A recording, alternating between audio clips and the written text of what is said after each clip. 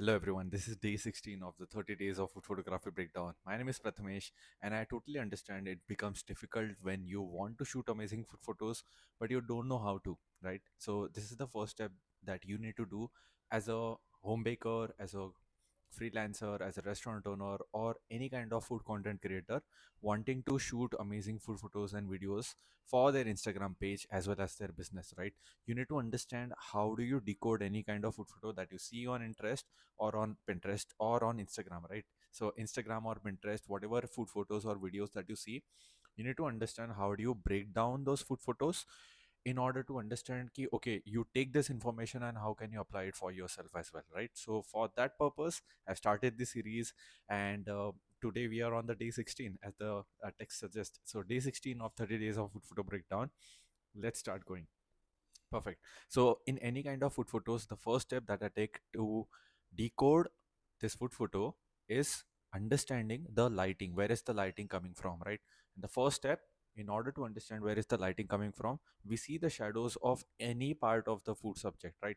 So, either it's the food subject or the prop or anything that is casting a shadow and that is casting highlight, right? So, let's just look at two things. First is highlight, and second is shadow. For understanding where is the highlights, I will just isolate this particular drink, which is the red color drink in a transparent glass, right? So if you can see in this glass, if you can see on the right side, there is a shiny line along the edge of the top of the cup.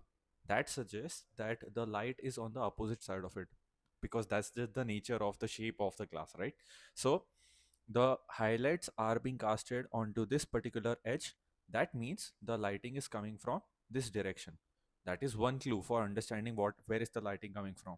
Now if you isolate another food subject or any prop, and I will just isolate for this area, I can understand after looking at the outline of that thing, right? So let's suppose I am taking this apple piece, I'm looking at the shadow of that apple piece and I'm trying to decode where is the lighting coming from and what is the type of lighting that they have used for this, right? So I am isolating this apple piece, I am deleting this, and I want you to concentrate on that apple piece. After seeing the outline, right? So if this is the outline and this is the top of my subject, and let's just draw a line between them, it is clear that the lighting direction is consistent for highlights as well as shadows, right? So it's consistent for highlights as well as shadows, so you are able to understand the lighting direction. Now talking about the quality of light, let's zoom in on the apple piece once again and let's remove this diagram. Now look at the outline shape. Is it a sharp outline or is it a gradual outline? It's clear on this apple piece that it's a gradual outline that you can see on this food subject. That means whenever you see a gradual outline on any shadow, that means the type of shadow is a soft shadow. And what is a soft shadow? It's casted by a soft light. So it's clear that this lighting is a soft lighting that is coming from this side of the subject, right? So this is a soft lighting coming from the left hand side.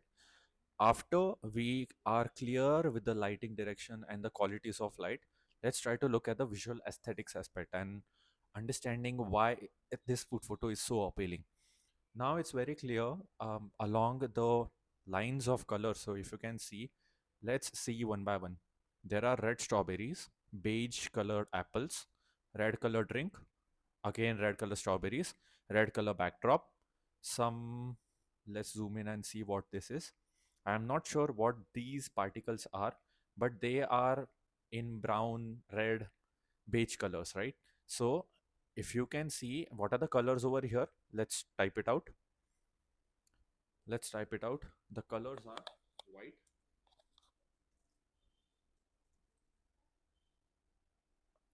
So the main colors are white,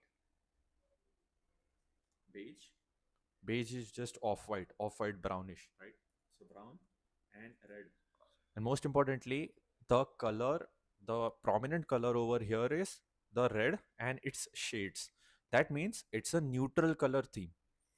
So white, brown, black and gray are neutral colors, and they have chosen one particular red color for the whole picture, right? So red and its shades are just present over here. That means it's a monochromatic color scheme.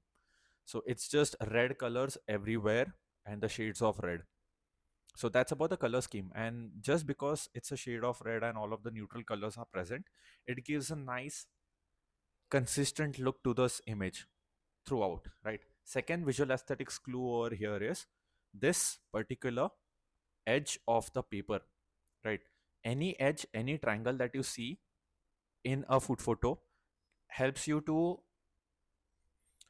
compose that photo very well, right? So edge of anything, a triangle in a rectangle, helps you to focus on to the edge of that triangle, right? So here the edge of the triangle is being formed over here.